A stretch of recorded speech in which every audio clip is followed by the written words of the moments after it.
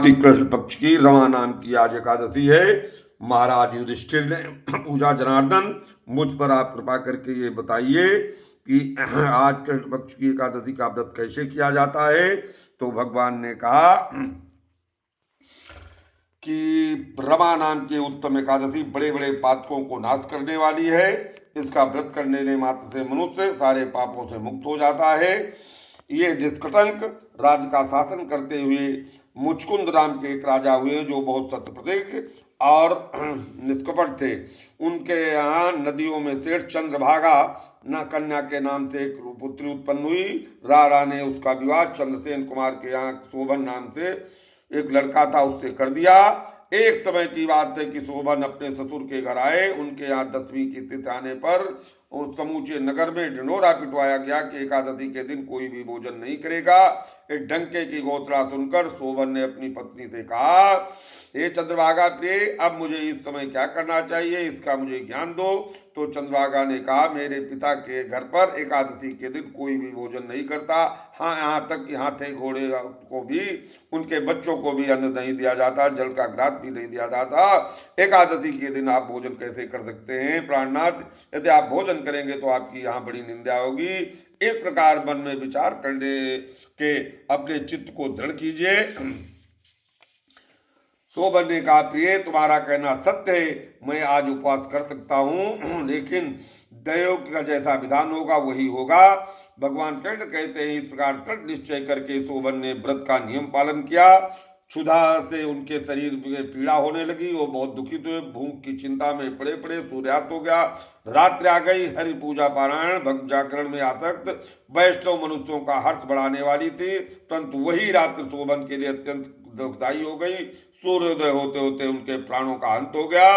राजा मुचकुंद ने राजोचित काष्ठों में शोभन का दाह संस्कार किया। उनका मन चूक भोजन में लगा था, इसलिए उनका प्राणांत हो गया। इतनी भूख बढ़ गई। पति का पारलौकिक कर्म करके पिता के घर पर रहने लगी। नवचेत रमा नाम में एकादशी के व्रत के प्रभाव से शोभन मंदराचल शिखर पर बसे हुए उनका, लेकिन एकादशी का उसको लाभ मिल गया। मृत्यु उपरांत उसको देवपुर प्राप्त हुआ। वहां शोभन द्वितीय कुबेर की बात शोभा पाने लगा। राजा मुचकुंद नगर में सोम शर्मा नाम का एक विख्यात ब्राह्मण रहता था। एक दिन वो तीर्थ यात्रा के प्रसंग से निकलकर मंदराचल पर्वत पर गया। उसने देखा कि शोभन उनके राजा का दामाद था। उस समय सेठ सोम शर्मा को जान गया और उसने पूछा, शीघ्र ही उन्हें आसन दिया और प्रणाम करके कहा, महाराज मेरे ससुर राजा मुचकुंद का क्या हाल है, मेरी प्रिय पत्नी चंद्रभागा का समाचार? तो सोम शर्मा ने कहा, राजन सबकी कुशल है, और आश्चर्य की बात ऐसा सुंदर विचित्र नगर तो आज तक मैंने कहीं नहीं देखा। बताओ तुम्हें किस उससे प्राप्त हुआ है? तो शोभन ने कहा, कार्तिक में जो रमा धाम की एकादशी होती उसी का व्रत करके मुझे नगर प्राप्त हुआ है। इस व्रत का अनुष्ठान किया, इसलिए ऐसी मान्यता, ये नगर सदा स्थिर रहने वाला है। आप मुचकुंद की सुंदरी कन्या चंद्रभागा से ये सारा वृत्तांत कहिएगा। शोभन की बात सुनकर सोम शर्मा ब्राह्मण मुचकुंद के पुर में गए और वहां चंद्रभागा के सामने उन्होंने सारा वृत्तांत कह सुनाया। सोम शर्मा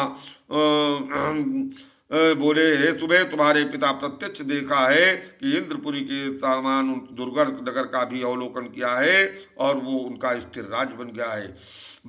तब चंद्रभागा ने कहा, वार्ते मैंने मेरे मन में पति के दर्शन करने की लालसा जाग गई है, तो अपने व्रत के पूर्ण से उनका नगर स्थिर कैसे बनाऊं?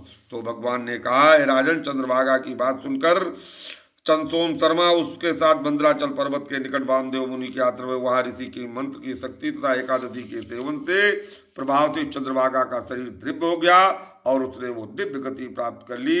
उसके बाद वो पति के समीप गई। उस समय उसके नेत्र हर्षोल्लास से खिल उठे। अपनी प्रिय पत्नी की आई देखकर शोभन की बड़ी प्रसन्नता हुई। उन्होंने उसे बुलाकर अपने वाम भाग में सिंहासन पर बैठा लिया। चंद्रभागा भी बड़े हर्ष से भरकर अपने प्रीतम पति के प्रिय वचन सुनकर कहा, नाथ मैं हित की बात कहती हूँ, सुनिए। पिता के घर में रहते समय जब मेरी अवस्था 8 बढ़ती अधिक हो गई, तभी से लेकर आज तक मैंने जो एकादशी के व्रत किए उनसे मेरे भीतर जो पूर्ण संचित हुआ उसके प्रभाव से नगर कल्प के अंत तक स्थिर रहेगा और सब प्रकार के मनोवांछित वैभव को समृद्धशाली बना देगा।